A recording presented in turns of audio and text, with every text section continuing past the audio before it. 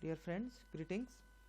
इस पार्ट में हम लोग downloading and use of Java utility, कैसे हम इनकम टैक्स वेबसाइट से जावा यूटिलिटी को डाउनलोड कर सकते हैं और उसकी कैसी यूजेबिलिटी है उसके बारे में बात करेंगे।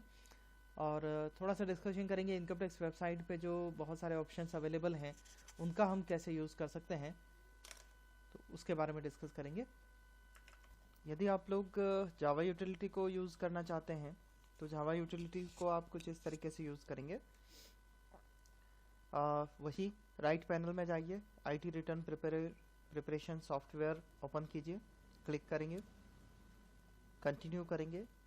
देन पहले हमने एमएस एक्सेल को डाउनलोड किया था, अब हम जावा यूटिलिटी को डाउनलोड कर लेते हैं।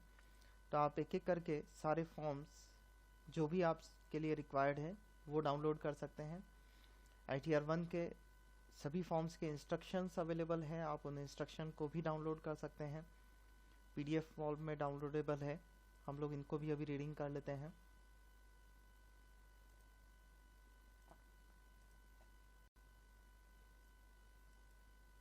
तो हमारा जिप फाइल डाउनलोड हो चुका है। चलिए हम लोग डाउनलोड फोल्डर में चलते हैं। डाउनलोड फोल्डर में जिप फाइल जहाँ है वहाँ पे हम इसको एक्सट्रैक्ट कर लेते हैं। आप अपने फोल्डर में कॉपी करके इसको एक्सट्रैक्ट कर सकते हैं। एक्सट्रैक्ट होने के बाद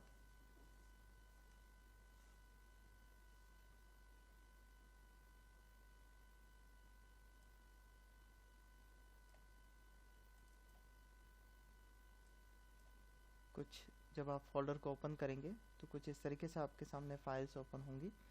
आपको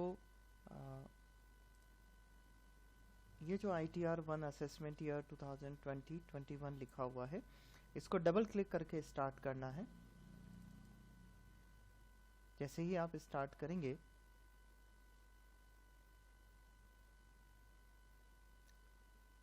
जावा यूटिलिटी ओपन हो जाएगी।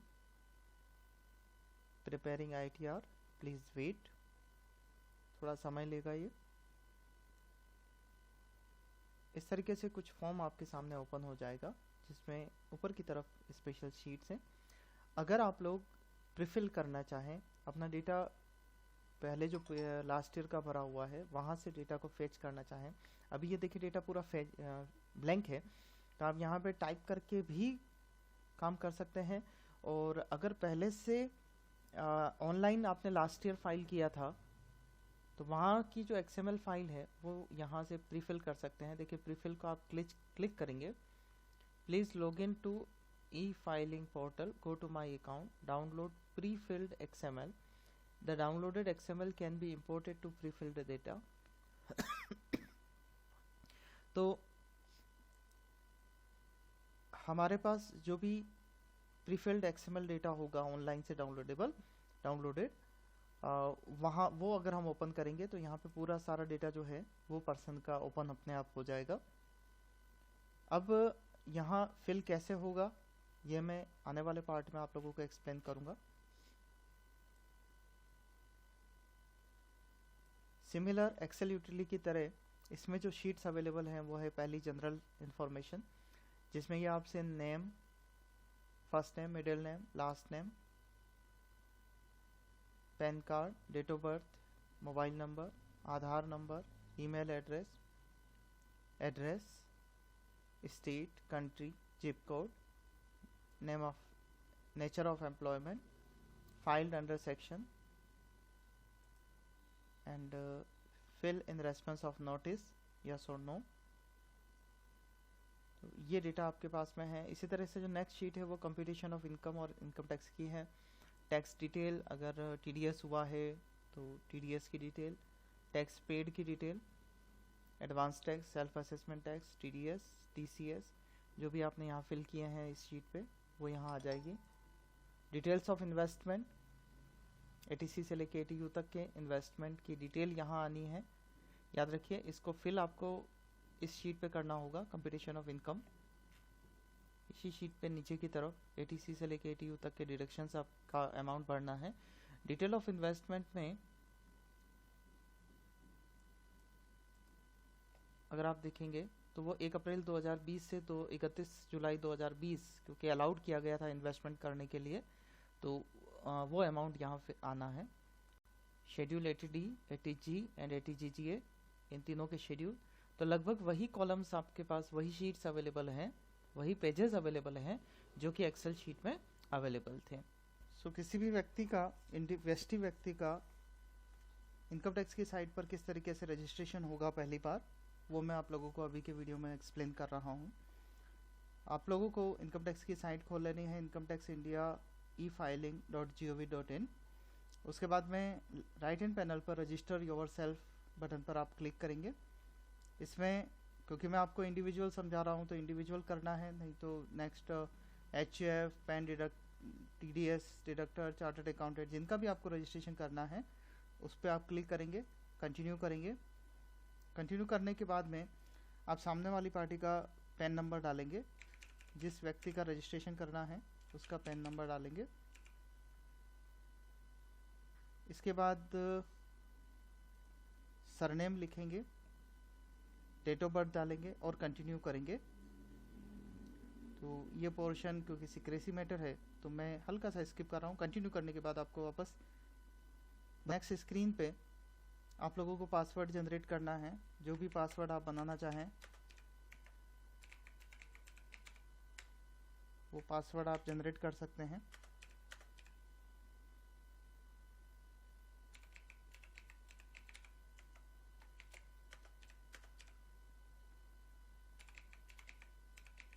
दो बार आपको पासवर्ड डालना होगा। सीक्रेट क्वेश्चन आपको डालना है।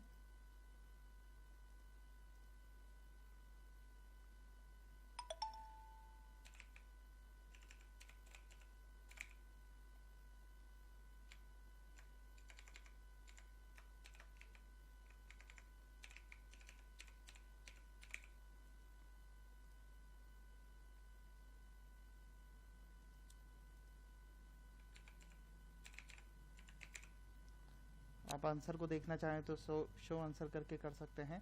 मोबाइल नंबर डालना है, ईमेल आईडी डालना है, एड्रेस डालना है और एड्रेस डालने के बाद में आप फिर अगेन कंटिन्यू करेंगे। जैसे ही मैं पार्टी का एड्रेस और मेल आईडी और मोबाइल नंबर लिखता हूँ, उस पार्टी के मोबाइल नंबर और ईमेल पर OTP चला जाएगा। वो OTP हमें रिसीव होने के बाद में हम लोग यहाँ डालेंगे, देन वैलिडेट कर देंगे।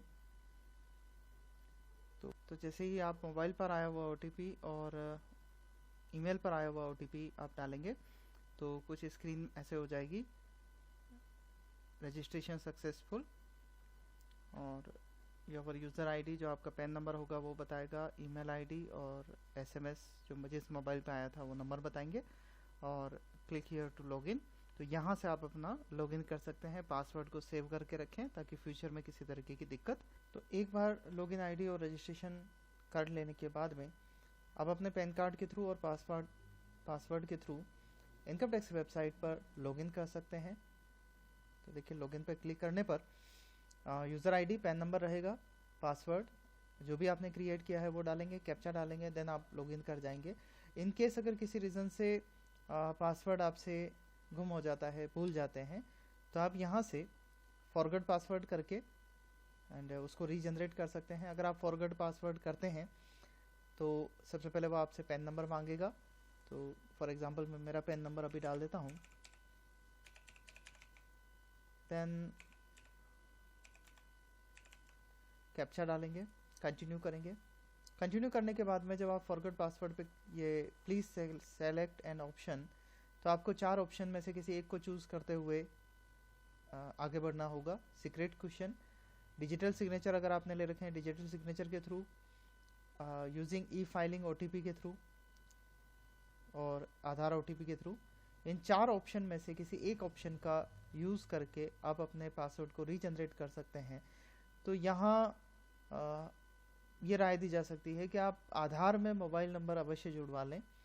तो आधार कार्ड में डेट ऑफ बर्थ और मोबाइल नंबर अगर कंप्लीट है तो उस केस में आप इनकम टैक्स का पासवर्ड रीजनरेट करना बहुत आसान रहेगा।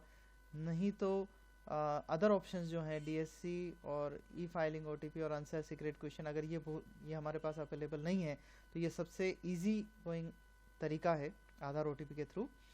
आंसर सीक्रेट क्वेश्चन, अगर ये जब आपने पहली बार अपना रजिस्ट्रेशन किया था उस समय जो सीक्रेट क्वेश्चन के आंसर दिए थे वो आपको याद है, तो इसके थ्रू भी आप अपना पासवर्ड रीजनरेट कर सकते हैं। तो इस पार्ट में हम लोग इतना ही देखते हैं। Thank you very much.